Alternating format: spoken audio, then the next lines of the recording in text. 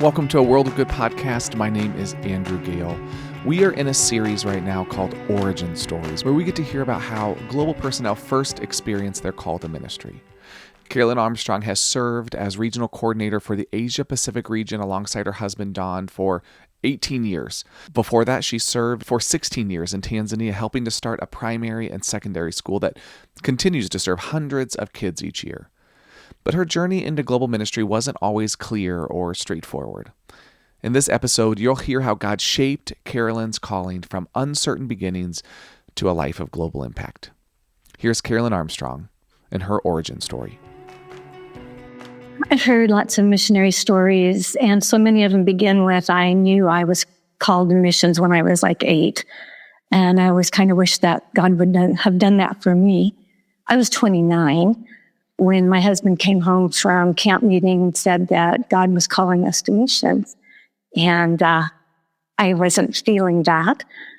Then he told me he'd already talked to our pastor, and our pastor was really excited, and his dream had been that someone from the church would rise up and be called, and the whole church would get behind him and send him, and this was kind of like a done deal, and I was just hearing about it.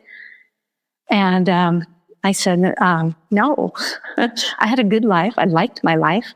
We had ministry going on in the church. I liked that too. And then Pastor Marvel called me into his office. He wanted to talk to me because Don said I wasn't agreeable. I had just all but idolized Pastor Marvel, and I didn't want him to think that I was, spiritually inadequate. So when he asked me to pray about this, I told him I would. But I had no intention of doing that because once you ask God if that's what you're to do, he can say yes.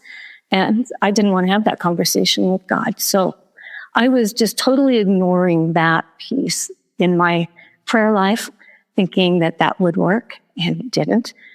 All the things I liked about my life, the things that made me comfortable and the things that made me happy were suddenly no longer doing that for me. I felt restless, unhappy.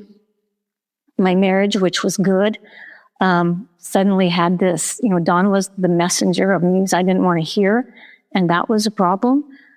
And one day, we were both teaching in church, and we were teaching college-age singles. And it was my turn to teach, and the verse was, "As for me and my house, we will serve the Lord." I have never had so much trouble getting a lesson together. I was starting to recognize that I was living in disobedience by not talking with God about this. Anyway, so what we were doing, another thing I had done was I volunteered for everything in church, thinking if I got really busy, God wouldn't move me.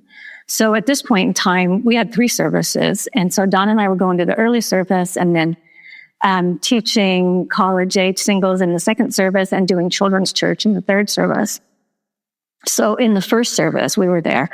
And of course, they sang the song, Father, I adore you, lay my life before you. And the congregation was singing. And this is a weird experience that I had never had before or since. But the singing just faded away. I felt completely alone in the room. And then there was just this warmth and this presence.